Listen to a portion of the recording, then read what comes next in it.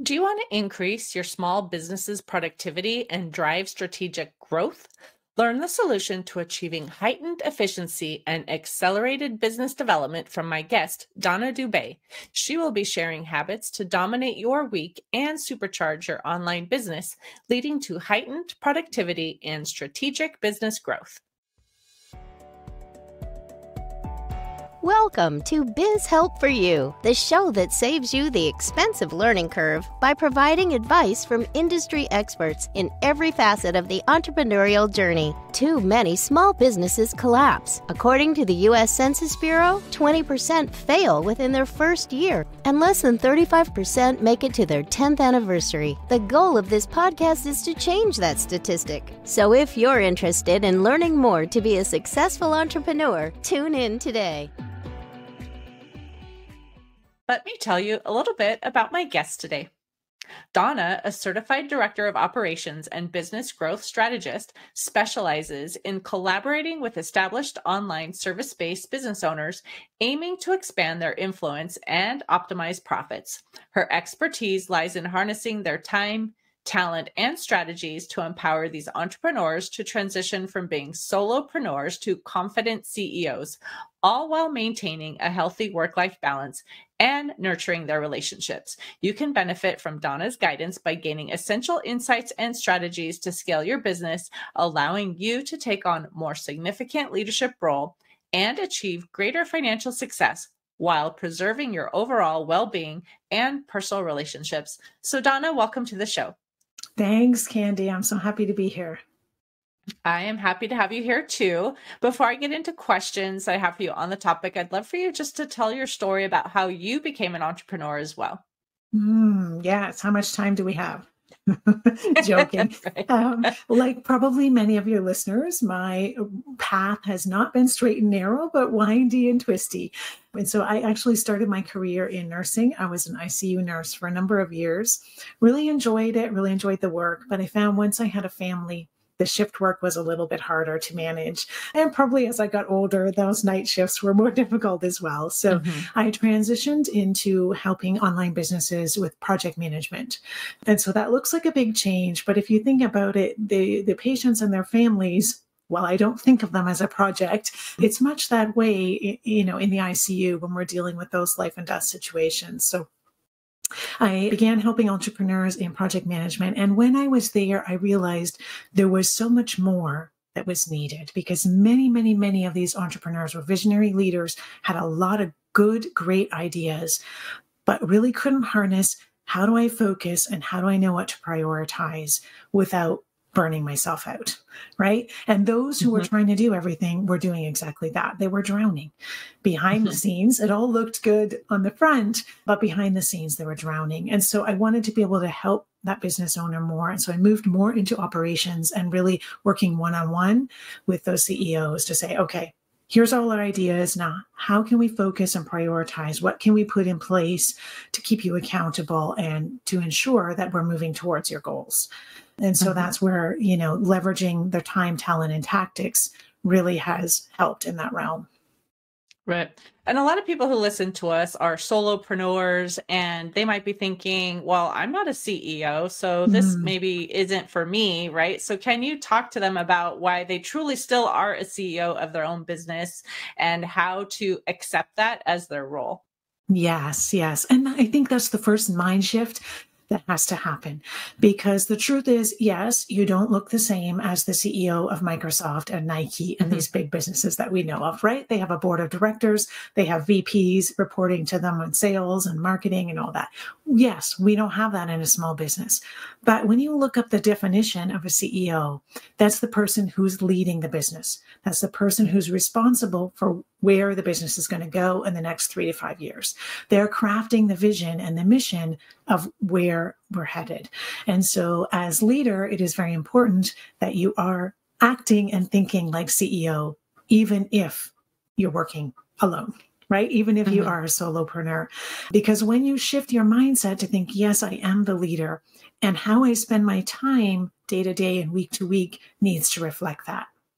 And so that will make a huge difference in what you do day to day and also the growth of your business day to day, because When you shift that mindset and you start thinking like a CEO, how you use your time now changes, right? You're much more focused on the activities that are directly tied to revenue and that you can see a return on investment on, right?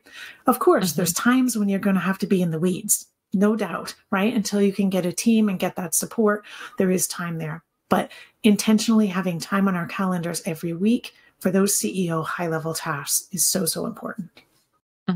Well, and you keep mentioning time, right? And we know that there are so many things we have to do as an entrepreneur. And it seems like all of these things take up so much of our time that we work more than we thought we would, right? So can you talk to the entrepreneurs then listening and help them understand what they can do to maximize the use of their time to be more efficient and profitable?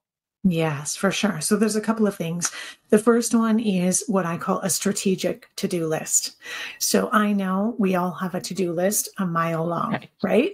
And depending on how we're feeling, we may attack that to-do list differently. So some days we may say, I've got 2 hours. I can just crunch out some work. I'm going to start at the top of the list and keep going down until my time is up. The other way we might do it is to say, I'm going to cherry pick the things that I like doing and that I feel like doing, right, off our to-do list. And while those two might seem good, neither of those two options are strategic. And so what I mean by that is we want to be able to put all these tasks that we have into 4 categories. And so I like to use the Eisenhower matrix for this, which is basically 4 boxes. And we have 2 criteria that we use for those boxes. Important, meaning it's tied to revenue. So it's revenue generating. And urgent, meaning there's a consequence if we don't get this done by a certain timeline. So as an example, something that might be urgent is paying your taxes on time, right? None of us like to do it, something we have to do, but there's a strict deadline and we won't like the consequence if we don't pay them on time.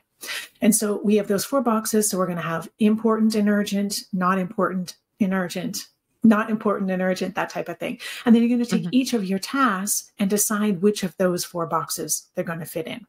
So now you're being strategic with the tasks that you have to do. And then what you want to do is the tasks that are important and not urgent, that's where you want to be focusing. So the tasks that are in there, that's the goal. That's where you, as CEO, have the higher level tasks. And you're going to see things in there like networking, like partnerships, like setting up content for a webinar, if that's something you do in your business, sales calls, if that's something you do in your business, right? So those higher level tasks that you wouldn't be delegating to another team member. And so then from there, we want to make sure, again, every week we've got time blocked out to make sure we're doing those higher level tasks. And so when I work with my clients, one way to do this to stay accountable is what I call a CEO score. And so we put a dollar sign on it, but it has nothing to do with real money. It's really more about your time and your effort. And so the higher the revenue goal you have for the year, the higher your CEO score would be, meaning you need to spend more time on those CEO level tasks. But you said the things that are important but not urgent, right? So someone might be thinking, well, I need to be focused on the important and urgent. So why is it that you're focusing on the non-urgent rather than the urgent? Yes, good question. So the point with this framework is that those important things and urgent things have already been taken care of because you're trying to work ahead and not be sort of last minute. Oh, I got to get this done this week. And so, yes, there is some of that at the beginning. You may have to look at some of those urgent things at the beginning until you're sort of caught up if you're feeling behind. And then the other boxes, we have decisions to make for. And so what we want to do is look at it and say, okay, what can I delegate if I have someone to delegate to? What can I delegate to take off of my plate? And remember that if you don't have a team member now, it doesn't have to be a full-time hire. You can hire someone to do 5 hours a week for you, right? But if you take 5 hours off of your plate, you now have 5 hours of intentional time to put somewhere else, right? So delegate is certainly a piece of it. The second piece is automate. We have so many tools available to us now where we can automate different steps of the process. Of course, we don't want to take ourselves out of it completely because that human touch is necessary. but there's probably areas where we can automate things and make it easier for us. And then the third piece of that is really evaluate, do I need to keep doing this? Because so many of us will start layering on different tactics as we're growing our business. Oh, I hear about that. Maybe I should add that. Oh, that sounds good. That's working for so-and-so. And so we end up having a lot of different things that we're doing all the time, but we don't take that time back and look and really evaluate, is this bringing me a return on investment? Because it's very possible that you're doing something and it's not. Right. Well, one thing I was just thinking of while you were talking about that too is social media, right? Because we're told you have to be on all these different platforms if you're going to find your ideal audience, because there's different people on different platforms. And so make sure you're on, these 5 or whatever too. And so I think sometimes we feel there's all these shoulds, you should do this, you should do that. And so I think it's important where you're talking about really looking at what are you doing and is it bringing you revenue? Yes, 100%. And I had a client who was in this exact position. So she had a small team, about 5, and one was a social media assistant who was working at capacity. This client's target audience were young people, new people out of university. And so in her mind, they were on all the channels. And so she needed to be on all the channels. And so she was at a breaking point where she was trying to decide, do I hire and bring on another social media assistant? Because she wanted to be able to do more than what her current team member had capacity for. And so I challenged her to, let's look at the data. And so when we did, we got in the back end of Google Analytics and took a look. And surprisingly, 2 channels, Facebook and Instagram, were really making a difference. And so Facebook, people were actually converting from her posts. So if she said, click here to do this, or leave me a comment, or sign up for my webinar, whatever it was, people were actually taking action. In Instagram, it was more brand awareness. So they were, liking posts, maybe commenting on the post, not so much converting, but there was a presence there. The other channels were hardly getting any traction, right? And so when she saw this data, she was like, oh, this is such a relief, because now I can just double down on Facebook and Instagram. I can have the current team member that I have not do so much time focusing on the others and really focus on what works. And I don't need to hire somebody else. Right. It's so important, right? We have to really take the time to analyze. And often, again, we're doing all of these things that we don't take the time to really sit down and look at things strategically. And so having that moment, to really, whether it's like once a week, once a month, once a quarter, whatever that is, really taking the time to assess, like, what I'm doing, is it important enough, now? Is it, like you said, the putting in the box? Is it important and urgent, or kind of go in the non-important, non-urgent, trash it, right? Right. Yes. So I know too, we often end up having things coming at us that we don't expect as well too. So we might have our day planned out, we might have our to-do list planned out, and then all of a sudden something pops up and we have to fight a fire, right? Whether, again, we're solo or maybe we have team members who had something come up and they're reaching out. So what do you recommend for kind of getting out of that cycle of fighting the fires instead of really planning? Yes. Good question. So I think a couple of things here. One, we have to use our calendars to our advantage. And so when I say that, many of us, when we start our business, we open up our calendar and it's wide open. You can book anything, anytime, anywhere, right? And so as we grow, we have to be really careful and, again, strategic with our calendar. So we need to have certain times when we are going to accept certain things to make it easier on us and our brains and our decision fatigue and all of that. So as an example, maybe you see clients 2 days a week. You have another day a week where the morning you're spent doing marketing activities, whether that's content creation or, making a new slides for a presentation, you're doing whatever that is, but you have set times blocked off for those activities. You also have white space. So important to have white space in your calendar, because like Candy said, things are going to come up, right? Fires are going to come up. And so you need to have that time, one, so that you can, move away, step away from your laptop, take a walk, take a drink, whatever it is, but have some downtime. But also you have some time for when things do come up, because they will. And then the second piece of that is when the fire does come up, Yes, we have to deal with it. But then the second piece is, what can we put in place? What processes, what strategies can we put in place to prevent this fire coming up again?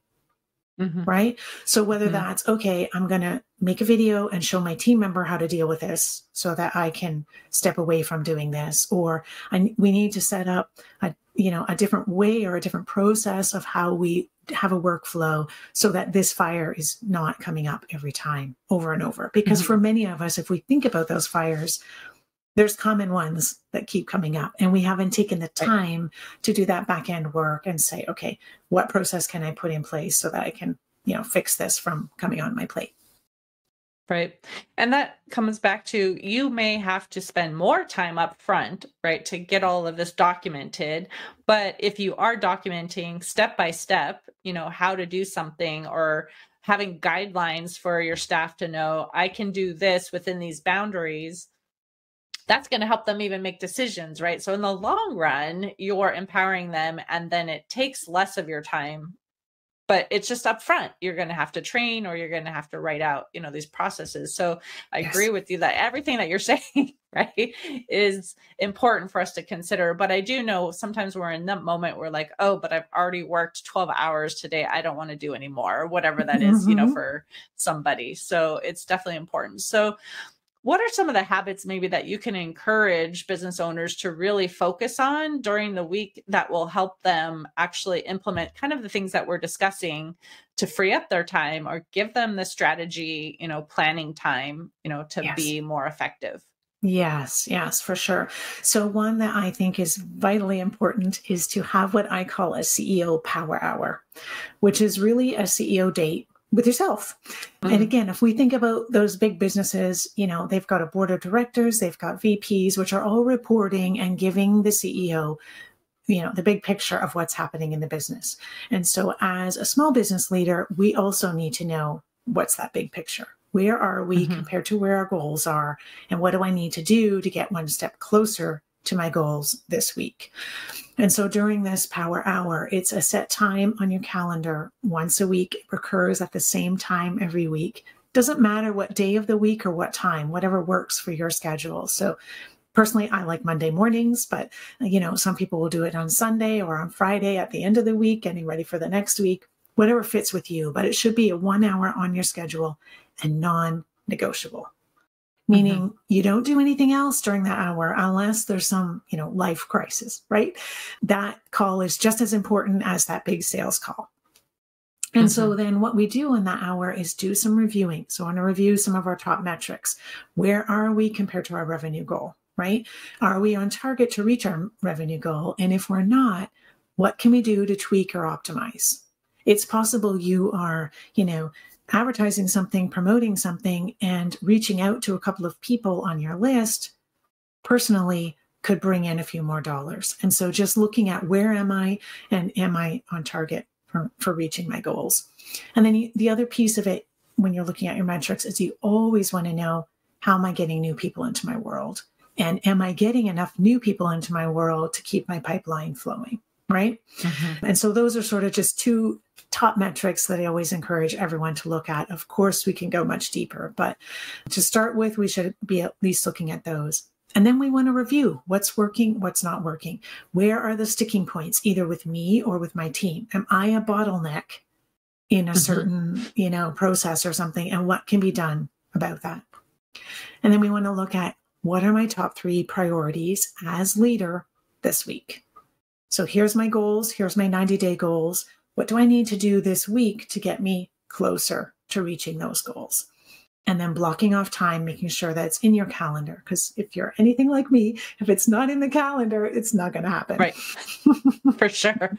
I put everything in there. And my IT guy, actually, when he, would log in, I'd need something done, and he'd come in and he would see my calendar, and he's like, oh my gosh, your calendar has got all these things in it. And it's color coded too. So I know, like, if I'm out for, like you said, a networking meeting, it's one color. If I'm meeting with staff, that's one color. If I have a consult with the client, that's one color, right? Mhm. But I can easily see at a glance too, without even looking at each like specific detail, what I have for the day.